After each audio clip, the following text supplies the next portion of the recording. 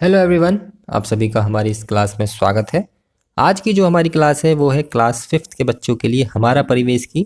और आज हम पढ़ाएंगे उन्हें लेसन 13 जिसका नाम है जल है तो कल है। इस किताब का नाम हो सकता है बदल गया हो, प्रकृति हो अगर आप इस वीडियो को देख रहे हैं तो, पर चैप्टर का नाम वही है, जल है तो कल है। इसमें क्या है कि जल की उपयोगिता के बारे में बताया गया, जल की महत्ता के बारे में बताया गया कि जल हमारे लिए क्यों इतना आवश्यक है। तो सबसे पहले क्या करते हैं, हम इस पार्ट को पूरा पढ़ते हैं और उसके बाद इसमें जो क्वेश्चन आंसर्स होंगे और जो भी एक्सरसाइज वर्क होगा उसे हम कंप्लीट करेंगे। जल हमारे जीवन के लिए बहुत आवश्यक है, सबको पता है। जल के बिना जीवन संभव नहीं है। जल पानी को कहते हैं। अगर आप जल को नाम सुन के चौंक रहे हो तो आपने देखा होगा गर्मी के दिनों में विभिन्न स्थलों पर लोगों द्वारा पानी पिलाने की व्यवस्था की जाती है। देखा है आपने? नहीं देखा? कोई बात नहीं। इस प्रकार की व्यवस्था को प्याऊ कहा जाता है। इस प्रकार की जो व्यवस्था होती है गर्मी के दिनों में, क्या होता है, जो राहगीर होते हैं, जो काम करने वाले होते हैं, वो कहीं जा रहे होते हैं, प्यास लगे, नल ना हो, उनके पास पानी ना हो, तो जगह जगह क्या होता है, प्याऊ की व्यवस्था कर देते हैं। जैसे प्याऊ किसे कहते हैं? जैसे घड़े में पानी भर के रख दिया, किसी और बर्तन में पानी भर के रख दिया, उसे कहते हैं हम प्याऊ। जिसमें आने जाने वाले रास्तों पर कहीं कहीं स्वच्छ पानी को घड़ों में या अन्य बर्तनों में रखा जाता है, जैसे मैंने बताया आपको अभी, जहाँ कोई भी प्यासे व्यक्ति आकर अपनी प्यास बुझा सकता है। चर्चा करिए, क्या आपके घर के आसपास ऐसा कोई व्यवस्था यानी कि कोई प्याऊ है? देखिए आप जाके गर्मी के दिनों में, जाड़ों में तो नहीं मिलेगा। क्या आपने रेलवे स्टेशन, बस स्टेशन, अस्पतालों या अन्य सार्वजनिक स्थलों पर ऐसी व्यवस्था देखी है? जी हाँ, देखिए रेलवे स्टेशन पर टंकी लगी रहती है पानी की, वो प्याऊ ही कहलाती है। यानी घड़े में भर के रखोगे जब भी प्याऊ है। पानी की टंकी मतलब पानी की ऐसी व्यवस्था जहाँ पर कोई भी व्यक्ति अगर पानी पी सके उसे ही हम प्याऊ कह देते हैं। यात्रियों की सुविधा के लिए रेलवे और बस स्टेशन पर पीने हेतु नल या पानी की टंकी लगी होती है। ऐसी सुविधा अस्पताल में मरीजों के लिए होती है। पेट्रोल पंप पर भी पानी लेने की व्यवस्था रहती है, तो इसे हम प्याऊ कहते हैं। अपने बड़ों से बातचीत करें। पहले मुसाफिरों, आने जाने वाले लोगों के लिए पानी की व्यवस्था किस तरह से की जाती थी?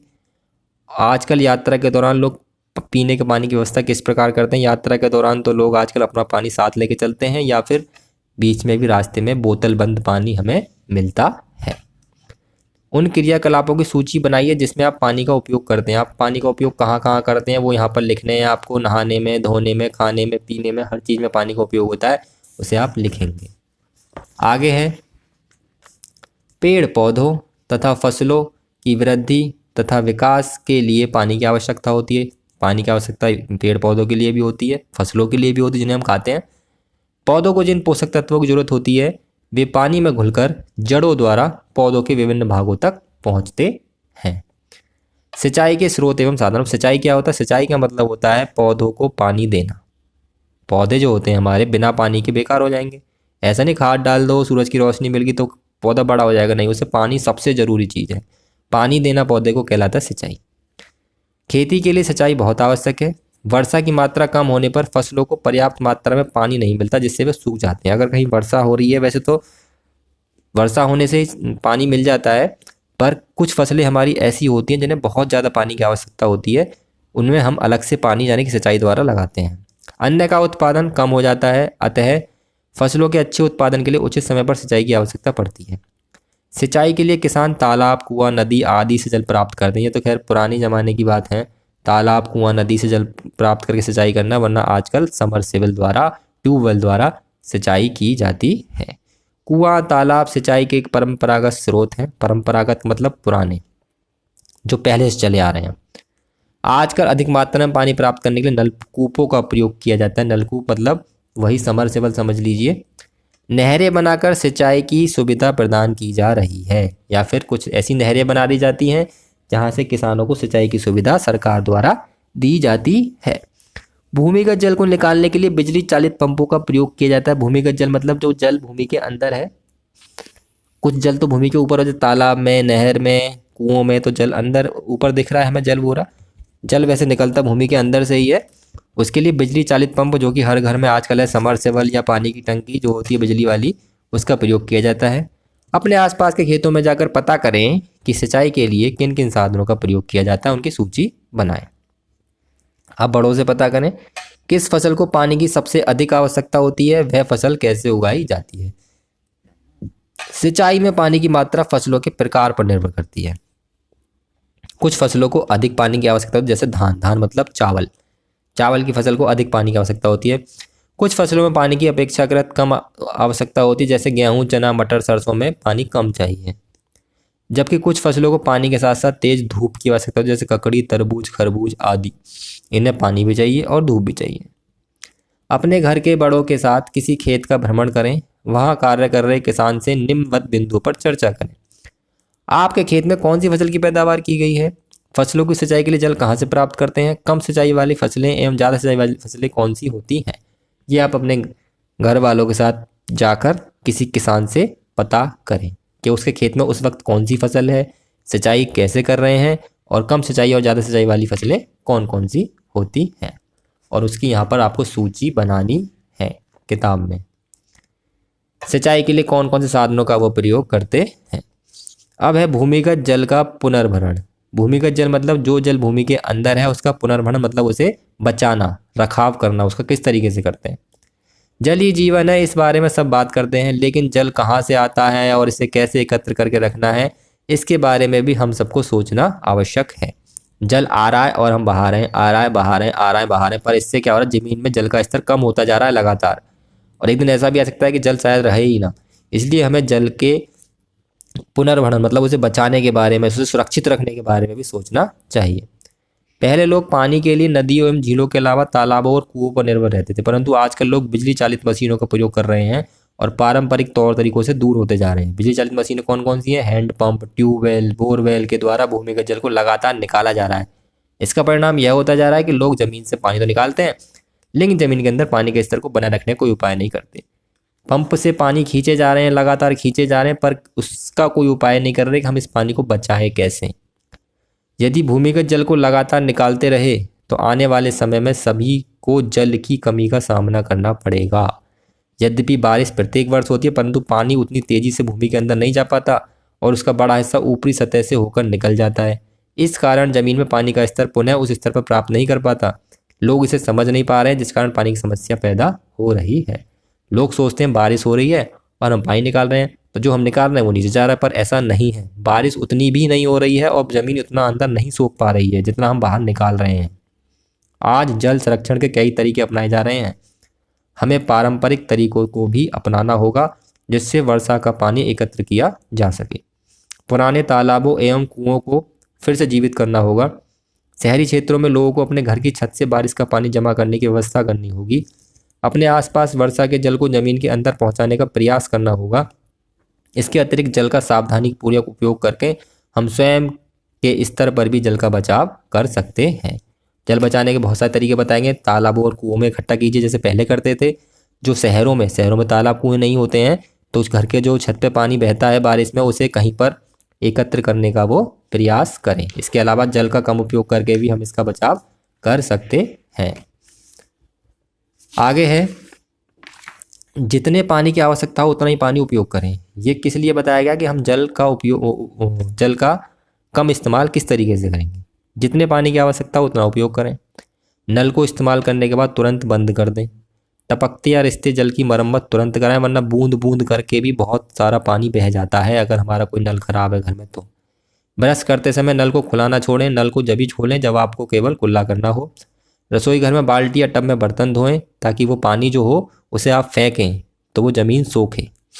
पानी की बोतल में बचे हुए जल को फेंकने के बजाय उसे पौधों में डाल दें, जिससे कि वो पर्यावरण में यूज हो। तालाबों, नदियों एवं कुओं के जल को दूषित ना करें, उसमें कचरा ना फेंकें, क्योंकि वो जल हमारे पीने के काम भी आ सकता है। इन्हें भी जाने, सिंचाई के लिए ड्रिप या स्प्रिंकलर विधि का प्रयोग करना चाहिए, जिससे पानी खर्च कम हो।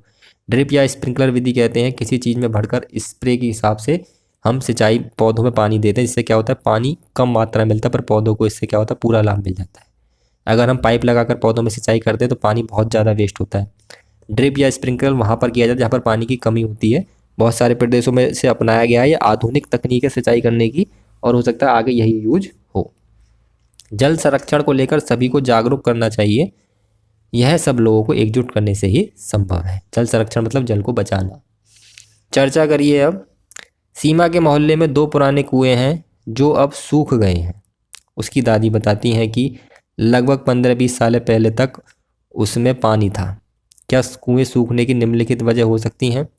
कई जगह मशीन लगाकर ज़मीन का पानी निकाला जा रहा है। ऐसा हो सकता है जैसे किसी कॉलोनी में एक कुआं है, 2 कुएं हैं, अब उसके आसपास क्या है कि बिजली चालित पंप लगा दी समर्सिबल, तो क्या होता है समर्सिबल पानी खींच रहा है तो जो कुएं का पानी का स्तर है वो नीचे चला जाएगा और वो कुआं सूख जाएगा। तो ये भी एक कारण है।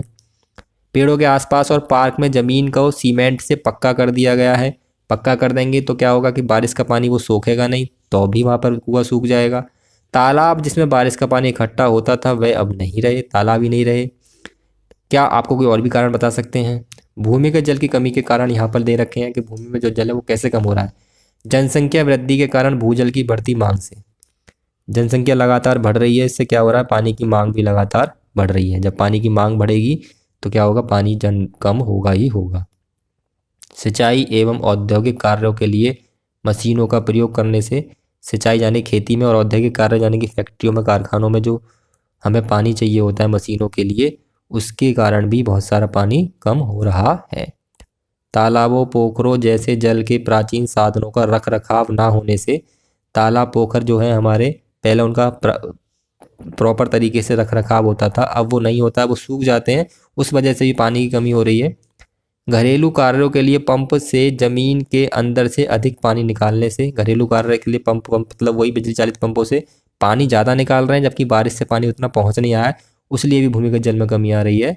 वर्षा के जल को हम एकत्र भी नहीं कर रहे हैं, वर्षा आ रही है, पानी जहाँ बह रहा है बहने दो, हम ओस नहीं देख रहे कि हमें पानी किस तरीके से एकत्र करना है।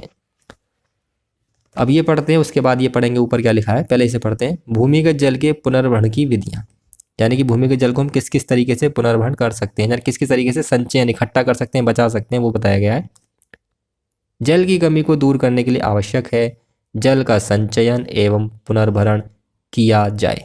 संचयन मतलब इकट्ठा किया जाए और उसे रीयूज करने में यानी कि दोबारा से उपयोग करने के लिए लगाया जाए।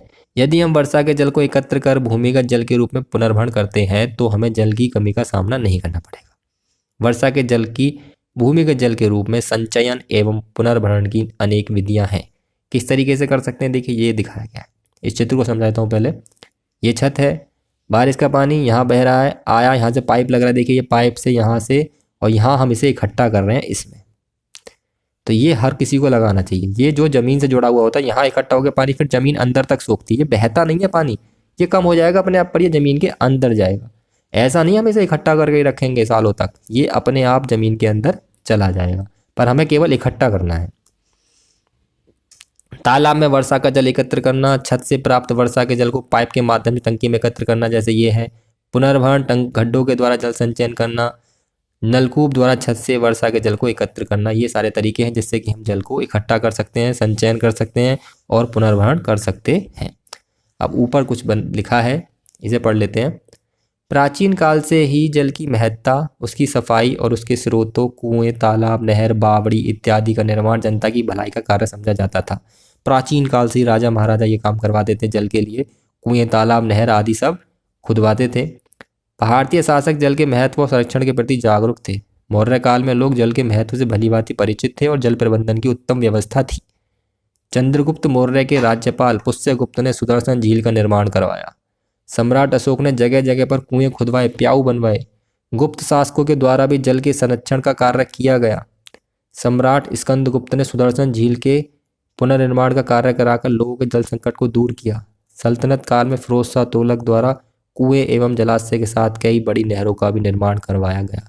यानी कि हम ये बताया गया है कि प्राचीन काल में राजा महाराजा जो थे वो जल के संरक्षण के प्रति कितने जागरूक थे, पर आज के जो लोग हैं वो उतने जागरूक नहीं हैं। तो हमें होना चाहिए, इस पाठ में यही बताया गया, वरना हमारी आने वाली पीढ़ी बेहद खराब जल संकट से गुजरेगी। अब हम चलते हैं इस पाठ के प्रश्न उत्तरों की तरफ। सबसे पहला प्रश्न है, प्याऊ किसे कहते हैं? गर्मी के दिनों में विभिन्न स्थलों पर घड़ों या अन्य किसी बर्तन में पानी पिलाने की व्यवस्था को प्याऊ कहते हैं। खेती के लिए सिंचाई की आवश्यकता क्यों पड़ती है? पेड़ पौधे तथा फसलों की वृद्धि व विकास, वृद्धि का मतलब होता है बढ़ने के लिए, विकास मतलब उनके डेवलप होने के लिए, ताकि वो बड़े पौधे बन सकें, पानी सिंचाई की आवश्यकता पड़ती है। सिंचाई के लिए किन किन साधनों का प्रयोग किया जाता है? देखिए तालाब है, नहर है, ट्यूबवेल है, कुआं है, बोरवेल है, हैंडपंप है, इन सारे साधनों का प्रयोग किया जाता है। समरसेबल भी आ गया है अब, आधुनिक सबसे। इसके अलावा स्प्रिंकल जो बताया था वो भी था। भूमिगत जल की कमी के कारण लिखिए। भूमिगत जल क्यों कम होता जा रहा है, आखिर क्या कारण है कि भूमिगत जल कम होता जा रहा है। आजकल लोगों द्वारा बिजली चालित मशीनों, ट्यूबवेल, बोरवेल, समरसेबिल भी इसी में आएगा, की सहायता से ज़मीन से लगातार पानी निकाला जा रहा है, जिससे ज़मीन के अंदर भूमिगत जल का स्तर कम होता जा रहा है। लगातार पानी निकाला तो जा रहा है पर पानी उतना अंदर जा नहीं रहा है। जब निकालेंगे ज़्यादा जाएगा कम, तो सिंपल सी बात है पानी का स्तर कहाँ जाएगा, नीचे की तरफ ही होता चला जाएगा। भूमिगत जल की पुनर्भरण की कौन सी विधियां हैं, विधियां कौन कौन सी, यानी कौन कौन से तरीके से हम पुनर्भरण कर सकते हैं। सबसे पहला है तालाब में वर्षा जल का संचयन। संचयन का मतलब होता है इकट्ठा करना, एकत्र करना। तो जहाँ भी संचयन शब्द यूज होगा उसका मतलब एकत्र, इकट्ठा है। आप इस शब्द को देख के घबराए नहीं कि कितना टेढ़ा शब्द आ गया। ये कठिन कठिन शब्द आपको अपनी वोकैबुलरी हिंदी के शब्दकोश में अपने दिमाग के अंदर फिट करने पड़ेंगे। दूसरा है वर्षा के जल को पाइप द्वारा टंकी में एकत्र करना। पुनर्भरण, गड्ढों में जल संचयन करना। नलकूप द्वारा वर्षा के जल को एकत्र करना। ये सारे तरीके हैं जिनसे कि हम भूमिगत जल को पुनर्भरण कर सकते हैं। इन्हें आप प्रश्नों को कॉपी पर उतार लें, याद कर लें, समझकर आसान भाषा में लिखने का प्रयास मैंने किया है। इस पार्ट में इतना ही है। वीडियो अच्छी लगी हो तो लाइक कर दीजिए, शेयर कर दीजिए, और कोई डाउट है तो कमेंट करके बताइए। चैनल को सब्सक्राइब जरूर कर लीजिएगा, क्योंकि चैनल पर लगातार ऐसी वीडियो अपलोड होती रहती हैं। आज की वीडियो ही खत्म होती है। वीडियो देखने के लिए धन्यवाद।